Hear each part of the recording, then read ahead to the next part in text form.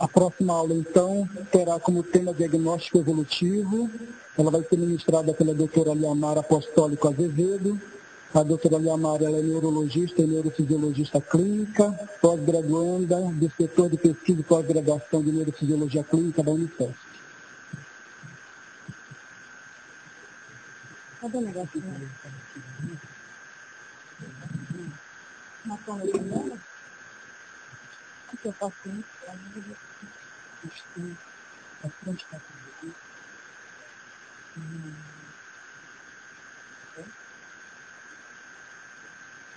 E laser deve ser esse botão preto é laser, né? Isso é laser? Oi, bom dia a todos. Vou falar um pouquinho do diagnóstico evolutivo, exames, mas vou falar um pouquinho antes da eletroneuromiografia. Então, na esclerose lateral amiotrófica, nós temos um comprometimento primário do motoneurônio, ou cortical, ou cranial, bulbar, ou espinhais. Então, comprometimento do neurônio motor superior e inferior. Dentre os sintomas do neurônio motor superior, espasticidade, hiperreflexia, Babinski, desastre espástica, são alguns deles. E do neurônio motor inferior, hipotonia, reflexia, atrofia, fasciculação e fraqueza. Então, para um diagnóstico da ELA, deve haver um início focal com história progressiva, a exclusão de outros diagnósticos, e o principal exame para ajudar no diagnóstico é a eletroneuromiografia. Então, lembrar que a eletroneuromiografia, ela avalia um comprometimento do neurônio motor inferior, e ela é uma extensão do exame clínico, não substitui o exame clínico. Ele exclui outros comprometimentos que não do neurônio motor inferior e ajuda a avaliar outras doenças associadas. Confirma o comprometimento do neurônio motor inferior em regiões clinicamente afetadas e detectam também evidências eletrofisiológicas subclínicas de comprometimento do neurônio motor inferior. Então, em regiões ainda que não têm sintomas, a eletroneuromiografia consegue avaliar um comprometimento do neurônio motor inferior.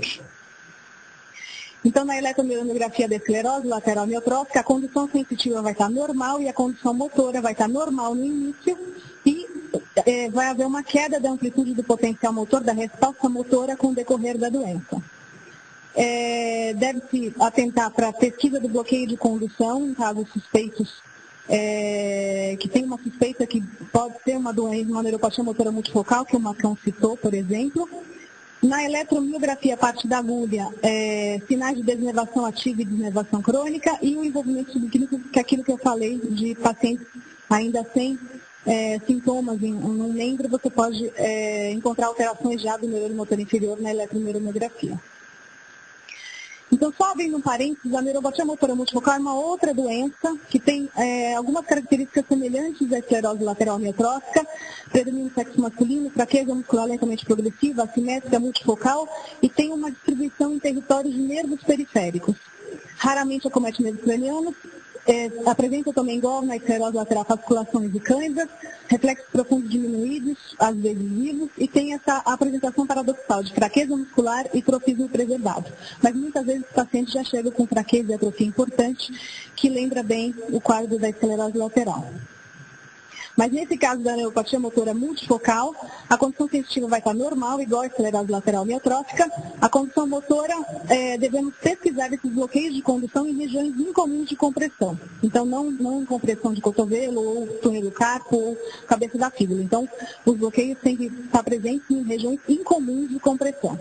Na eletromiografia, existe uma distribuição em nervos periféricos, diferente da esclerose lateral, que tem uma distribuição mais de miótomos. No líquor tem uma elevação da proteína 40% e aumento dos títulos de anti-GM1. Aqui é alguns exemplos de bloqueio de condução. Então aqui tem o potencial distal e aqui tem uma queda da amplitude desse potencial mostrando um bloqueio de condução. Aqui em vários nervos. E lembrar sempre que a condução sensitiva está normal. E lembrar que essa pesquisa do bloqueio é importante, porque a neuropatia motora multifocal ela tem um outro tipo de tratamento, que o Martão até já citou, que é principalmente a imunoglobulina. Então, voltando para a esclerose lateral amiotrófica, o que a gente encontra na eletroneuromiografia? durante o repouso, o paciente em repouso, nós evidenciamos atividade espontânea. Dentre essas, podemos evidenciar fibrilações, ondas agudas positivas, descargas repetitivas complexas e potenciais de fasciculação. E muitas vezes os potenciais de fasciculação têm uma morfologia complexa e muitas vezes são instáveis. Então, em relação às fasciculações, que é aquilo que a gente vê a olho nu nos pacientes, são potenciais espontâneos precoces, clinicamente característicos, mas não são específicos da esclerose lateral. Contribui para o diagnóstico, mas se esse paciente não tiver uma fasciculação, não exclui o diagnóstico de esclerose lateral.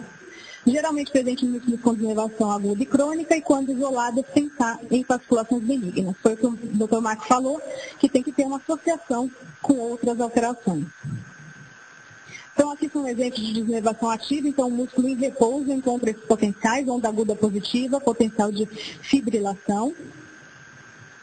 E durante o exame de eletromiografia, a gente avalia o músculo em repouso e o músculo durante a ativação muscular voluntária. Então, durante a ativação muscular voluntária, nós encontramos potenciais de unidade motora com alterações neurogênicas crônicas. São potenciais polifásicos, com duração amplitude aumentada, recrutamento reduzido e frequência de disparo aumentada. Essa frequência de disparo aumentada não vai estar aumentada quando os pacientes têm um comprometimento acentuado do neurônio motor superior. E potenciais de unidade motora instáveis, que é um exemplo de potencial de unidade motora instável. Aqui um exemplo de uma fasciculação, onda aguda positiva que eu já mostrei, fibrilação, e potenciais neurogênicos, amplitude aumentada, duração aumentada, frequência de disparo aumentada e recrutamento reduzido. Então, ao longo dos anos, desde 69, foram feitos vários critérios, tentaram chegar a vários consensos sobre o critério diagnóstico da ELA. Então, em 69, Lambert fez um critério relacionado à eletromiografia. Em El Escorial, em 94, foi feita uma outra reunião, chegando a um consenso para os critérios de diagnóstico da esclerose lateral. Em 98, esses critérios foram revisados na Early Conference Center e esse conceito, agora em 2006, foi revisto e foram feitas algumas alterações. Então, o que eu vou falar mais sobre esse conceito de 98 e algumas alterações que foram feitas em 2006. Tudo isso para melhorar a sensibilidade do diagnóstico e fazer um diagnóstico de esclerose lateral mais precoce. Então, para entender o que são os critérios, dividimos em 4 regiões. Bulbar cranial, são músculos da região bulbar, região cranial. Região cervical, que inclui os membros superiores. Região torácica e região lombosacral, membros inferiores. Então, avaliamos na região cervical ou lombosacral 2 músculos de cada região, de diferentes raízes e diferentes nervos. Então, lembrar aqui que os 2 membros superiores fazem parte de uma região só, que é a cervical. Na região torácica, nós avaliamos um músculo paravertebral torácico ou abdominais. A musculatura paravertebral torácica é um pouco controversa, porque em pacientes mais idosos nós podemos encontrar desnervação ativa. E na região cranial bulbar, um músculo, ou na língua, ou faciais, mastigatórios, ou esternocleido, por exemplo. E tem que haver nesses músculos uma associação de desnervação ativa, então fibrilações e ondas agudas positivas, junto com alterações neurogênicas crônicas. Então, esse critério de 98, que foi, existem alguns pontos que foram mantidos no critério de Hawaj de 2006, que é a presença de evidência de degeneração do neurônio motor inferior, evidência de degeneração do neurônio motor superior, e sintomas ou sinais que progridem dentro de uma região ou para outras regiões. Então, critério de progressão em relação à história ou exame físico. E deve haver a ausência de evidências eletrofisiológicas ou patológicas de outras doenças que podem dar uns sinais de degeneração do neurônio motor superior ou inferior. E ausência de evidências de exame de neuroimagem de outras doenças que possam também explicar os sinais clínicos ou eletrofisiológicos observados. Então, na classificação de 98, mudou muito pouca coisa em relação a 2006, mas a de 98 ficou aquilo que o Marcão já comentou. Ela definida sinais clínicos em 3 regiões, provável em 2 regiões, e aqui são sinais clínicos, apenas clínicos nessa de 98. existe essa classificação de provável com suporte laboratorial, ou seja, algumas alterações clínicas associadas a critérios de eletromiografia em duas ou mais regiões, mas aí ficou um provável com suporte laboratorial, então não chega a ser provável, e um possível sinais clínicos em uma região. E o que se pretende com esse diagnóstico mais precoce? Se pretende a participação desses pacientes em entrada mais precoce em ensaios clínicos e pesquisa de novas medicações. Então, foi visto nesse critério de 98 que somente cerca de 56% dos pacientes diagnosticados clinicamente com ela fechavam critérios para ela definida ou ela provável. Que o intervalo médio entre os inícios dos sintomas e a confirmação do diagnóstico é de 13 a 18 meses, então, assim, o que se objetiva é diminuir esse tempo. 8% tinham diagnóstico de falsos positivos e 22% morriam sem passar do critério provável e 10% do critério possível. Então, caracterizou-se, né, esse critério como tendo baixa sensibilidade e uma demora no diagnóstico. O que tem que tomar cuidado aqui é que quanto mais a gente aumenta a sensibilidade, mais a gente aumenta o número de falsos positivos. Então, tomar muito cuidado com isso. Em Hawaj, em 2006, fizeram algumas alterações nesses critérios. As fasciculações de pacientes com suspeita de ELA são consideradas de mesma importância que as fibrilações em ondas agudas positivas. Então, no critério anterior, só eram consideradas denervação ativa, fibrilações em ondas agudas positivas junto com as alterações neurogênicas. E nesse critério de 2006, as fasciculações têm o mesmo peso que fibrilações em ondas agudas positivas. E uma outra alteração importante aqui é que as alterações neurogênicas crônicas da eletromio são equivalentes às alterações clínicas. Então, como conclusão, reafirma as considerações anteriores, né, chamando a atenção para um estudo completo da condução e para o contexto clínico do exame. A eletromiografia tem a presença de potenciais tendo a presença, né, de potenciais neurogênicos, detectando denervação e reinervação, tem o mesmo efeito que um comprometimento clínico do neurônio motor inferior. E as fasciculações têm o mesmo peso de fibrilações e ondas agudas positivas. Então, o que mudou naquela classificação? Juntando o critério de Early com as alterações propostas no consenso de Hawaj, ela é definida, esse critério é definido como evidência clínica ou eletrofisiológica, antes era só clínica, de neurônio motor superior e inferior, em 3 regiões, ela provável, evidência clínica ou eletrofisiológica em 2 regiões e possível em uma região. E aquela ela provável com suporte laboratorial tornou-se redundante.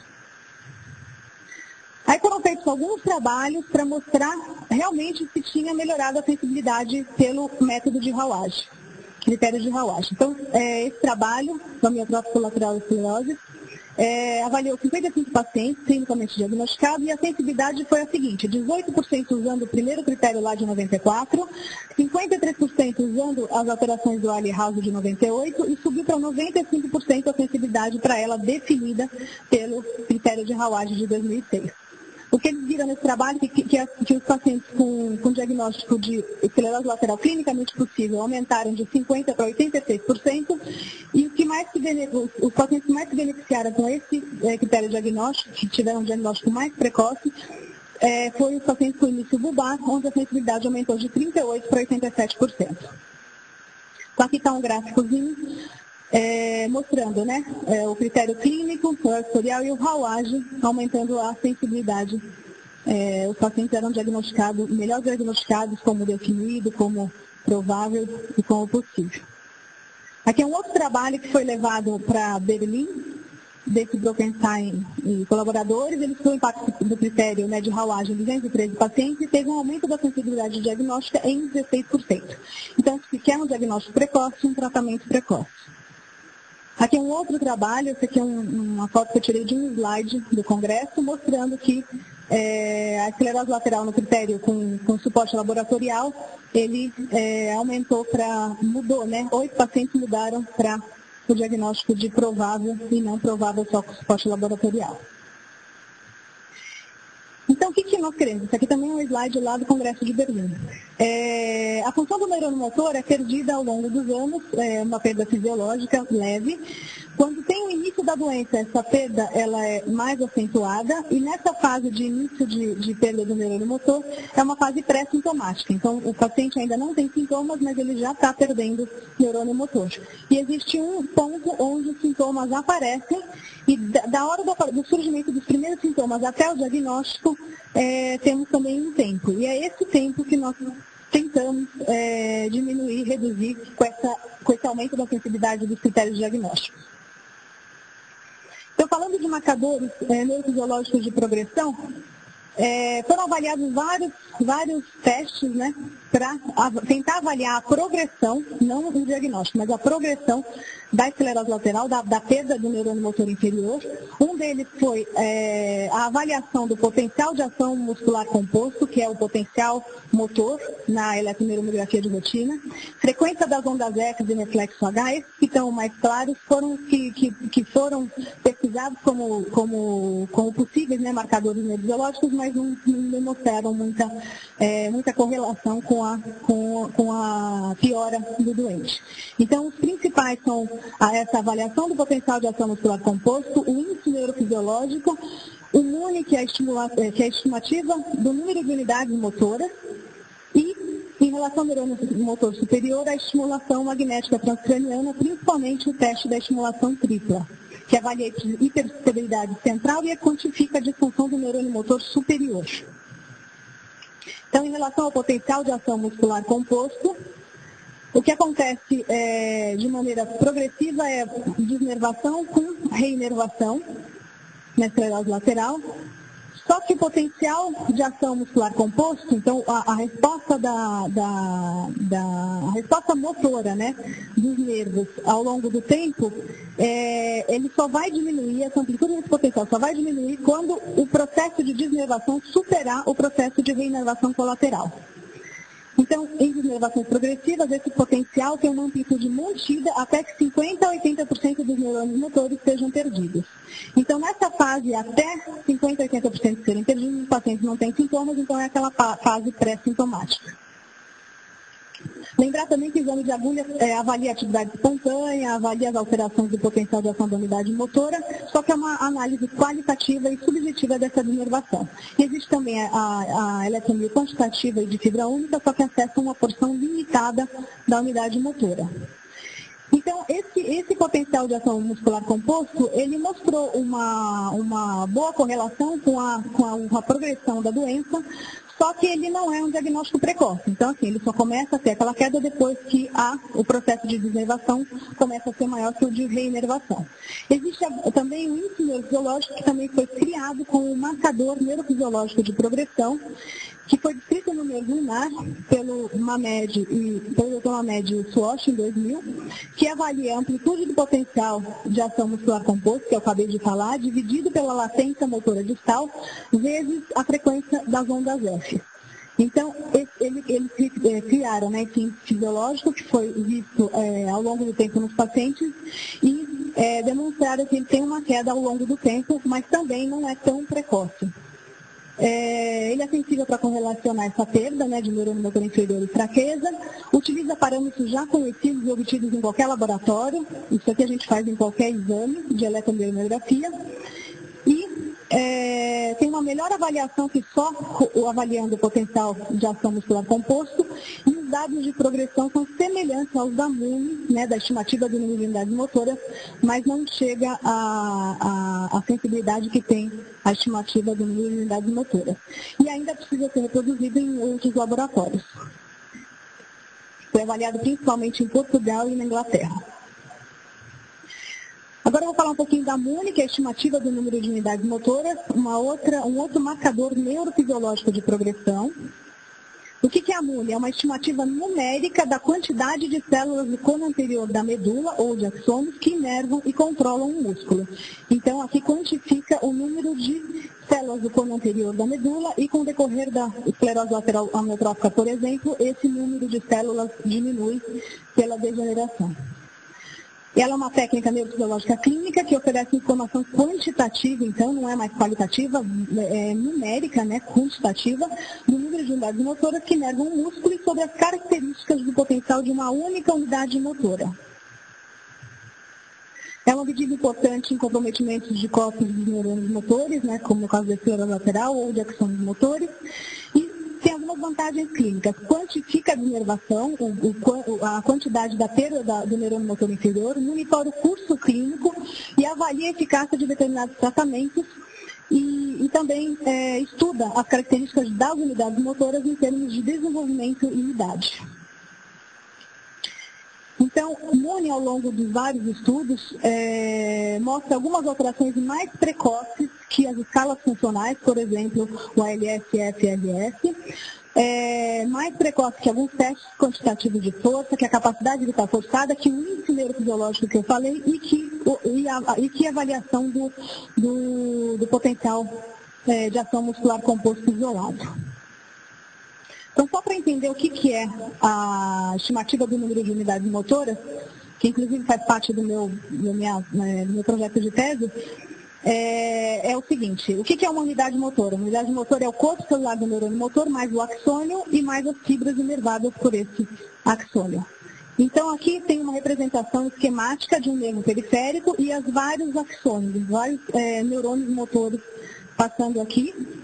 E o que acontece? Quando a gente faz um estímulo nesse nervo, a gente estimula 1, 2, 10, vai aumentando a intensidade de estímulo até que todas as fibras, todos os axônios, né, desse nervo sejam estimulados e formem um potencial máximo. E se a gente fizer um estímulo bem fraquinho, com uma intensidade bem baixa, a gente pode estimular um axônio só, ou seja, um neurônio motor só. Então, a base da estimativa do número de unidades motoras é esse potencial máximo, né, que são todas as fibras estimuladas, o tamanho desse potencial, e um outro parâmetro que é avaliado é o potencial de cada unidade motora. Então, a gente obtém, né, o potencial de uma única unidade motora. E as técnicas, existem várias técnicas, né, de estimativa do número de unidades motoras e cada uma se diferencia em relação a como que esses potenciais de uma única unidade motora são adquiridos. Então, se adquire no mínimo 10 potenciais de 10 unidades motoras diferentes, faz-se, né, uma média desses 10 potenciais de unidade motora. O cálculo da MUNI é dado pela área ou amplitude daquele potencial máximo, que são todos os axônios estimulados, dividido por uma média de um grupinho de potenciais de únicas unidades motoras. Então, existem várias técnicas. A primeira descrita em 71 por McComas foi a estimulação incremental. Depois vieram outras técnicas. Aqui eu utilizo na minha tese a estimulação de múltiplos pontos.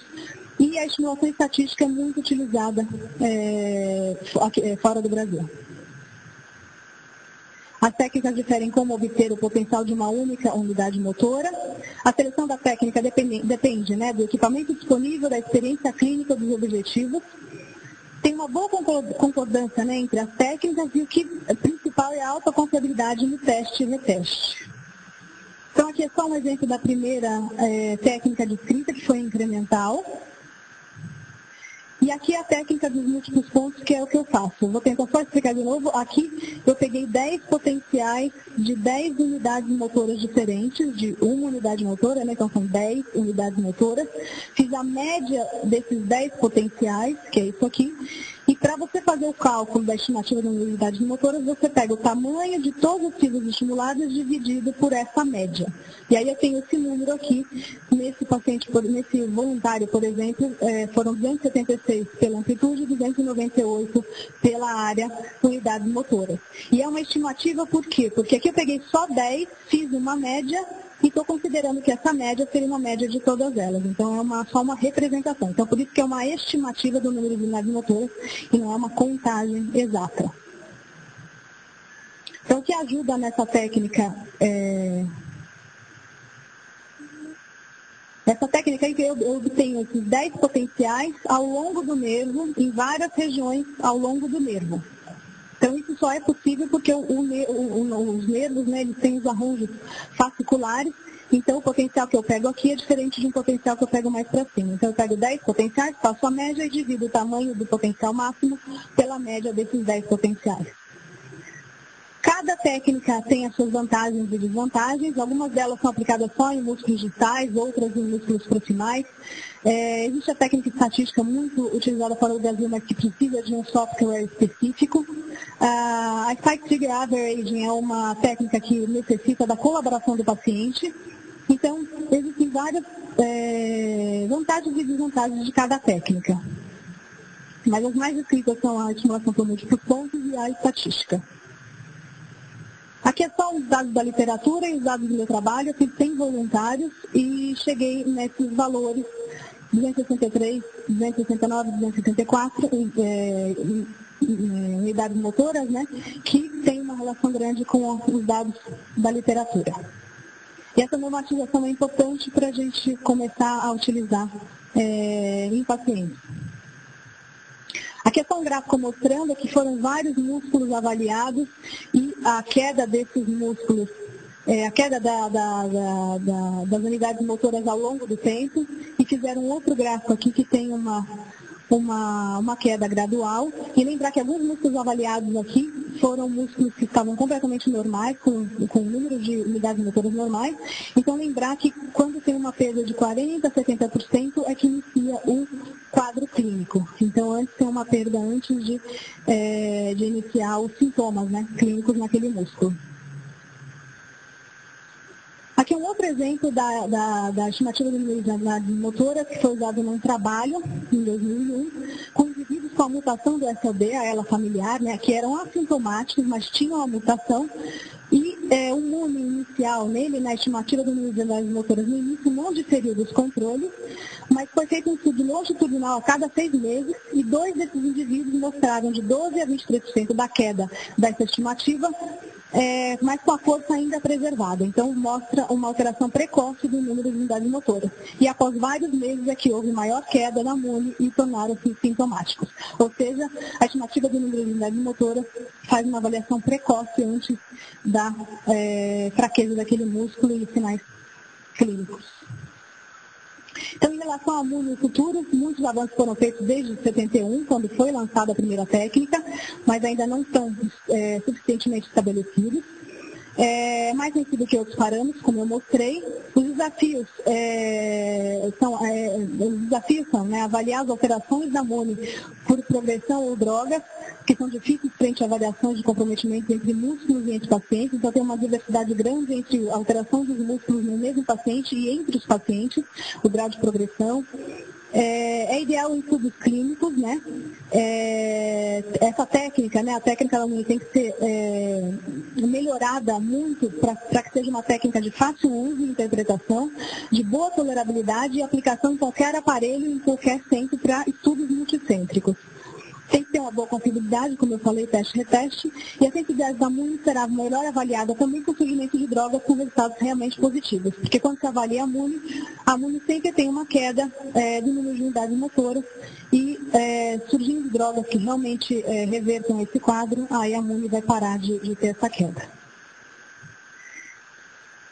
Então, esses foram marcadores metodológicos de progressão do neurônio motor inferior. Agora eu vou falar só de uma avaliação da estimulação, da avaliação, né, do neurônio motor superior, que é a estimulação magnética transcraniana, principalmente o teste da estimulação tripla.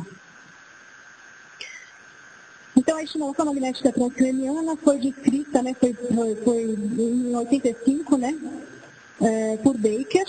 Então, em 81 foi tentado fazer uma estimulação por metomoto, uma estimulação elétrica dos neurônios, só que essa estimulação elétrica no crânio, né, é muito dolorosa. Então, em 85, Baker descreveu essa estimulação magnética que tem o mesmo efeito, né, mas com ausência de dor.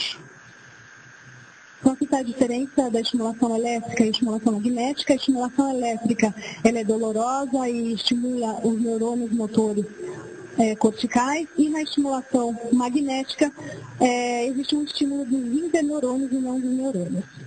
Aqui está mostrando em relação à porcentagem e intensidade do estímulo magnético no paciente relaxado, e quando ele quando ele pensa em contrair o músculo, esse potencial ele é melhor, ele tem uma diminuição, né, do seu limiar, e aí é mais facilmente obtido quando o paciente pensa em contrair. E aqui só para mostrar a diferença do tamanho de um potencial motor obtido na periferia, na eletromiografia convencional, e o potencial magnético ele é bem menor. E existem alguns testes na estimulação magnética transcraniana com utilidade no diagnóstico da ELA, mas na parte diagnóstica, que é o limiar motor cortical, amplitude do potencial evocado motor, tempo de condução motora central, período silente cortical, facilitação e inibição intracortical. Isso aqui é bem complexo, caberia uma aula inteira sobre isso. E existe o teste da estimulação tripla, que é o principal teste para avaliar a progressão dessa perda do neurônio motor superior. Então, aqui está a técnica da estimulação tripla, né? São vários pulsos dados no ponto de Erb, na região craniana, na região distal. E esse teste da estimulação tripla demonstrou ter grande sensibilidade no diagnóstico de comprometimento do neurônio motor superior nos estágios iniciais e tardios. E o principal é uma medida quantitativa da perda da contribuição do pool de neurônios motores superiores. Então, o que a gente vê ao longo do tempo, ao longo da progressão da doença, é uma queda progressiva da amplitude da resposta. Então, isso seria importante no uso em ensaios clínicos e mostrando se aquela medicação ou se aquele tratamento está sendo efetivo e se teve alguma alteração nessa queda da amplitude dessa resposta. Então, atualmente, a avaliação das respostas dos testes terapêuticos é realizada ainda por escalas funcionais, capacidade vital forçada e a sobrevida dos pacientes.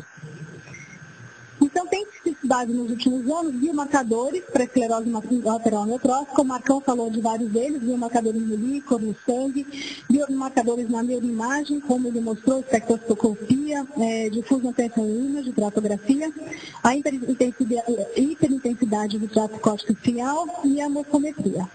Existe uma alteração também na biópsia muscular, no NOGOA, e avaliando o neurônio motor inferior, que eu já comentei, o potencial de ação muscular composto, o índice neurofisiológico e a estimativa do número de unidades motoras. E existe um outro estudo da hiperestabilidade axonal que também avalia o neurônio motor inferior. Então, todas essas técnicas estão sendo avaliadas para servirem como biomarcadores da ELA. E do neurônio motor inferior, que é o que eu falei, o teste da estimulação tripla principalmente. Então, quais são os desafios, né? Esses biomarcadores, o que se pretende, né? Que eles avaliem o fenótipo do paciente. Então, no início do paciente, esses testes poderiam avaliar como é que esse paciente vai evoluir, se ele vai evoluir com uma forma bulbar, se ele vai ter uma evolução mais lenta, se vai ter uma evolução mais rápida. Em relação à progressão, então aquilo que eu falei, isso aqui é muito importante, né, para a monitorização terapêutica também, que é o grau de progressão, ver se as medicações ou os tratamentos utilizados estão sendo eficazes e estão diminuindo a progressão dessa doença. E em relação ao marcador de progressão, que é o que eu falei, ele deve ser confiável, relevante na fisiopatologia, menos invasivo possível e a avaliação mais sensível e precoce de possíveis efeitos terapêuticos. Por enquanto, não são utilizados como avaliadores primários em ensaios clínicos de drogas para ela. Existem muitos trabalhos que avaliam, tem aquela avaliação dos testes funcionais, tal, capacidade vital, e alguns usam também a estimativa do número de unidades motoras, mas não é um avaliador primário. E esses biomarcadores todos, eles necessitam de mais estudos para serem validados. Então, o que se pretende é um diagnóstico precoce para entrar nos critérios de diagnóstico da esclerose lateral amiotrófica e, tendo esse critério diagnóstico mais precoce, esses pacientes podem entrar podem entrar antes nesses ensaios terapêuticos e, tendo esses biomarcadores, a gente pode ver os reais efeitos das medicações e dos tratamentos nesses pacientes. Eu queria agradecer, aqui são duas fotos de Belinha, eu tive que colocar as duas porque aqui o Rota fugiu e aqui o Marcos fugiu da foto, e queria agradecer especialmente a doutora Cari pela grande contribuição esses anos todos em relação à esclerose lateral amiotrófica. Obrigada.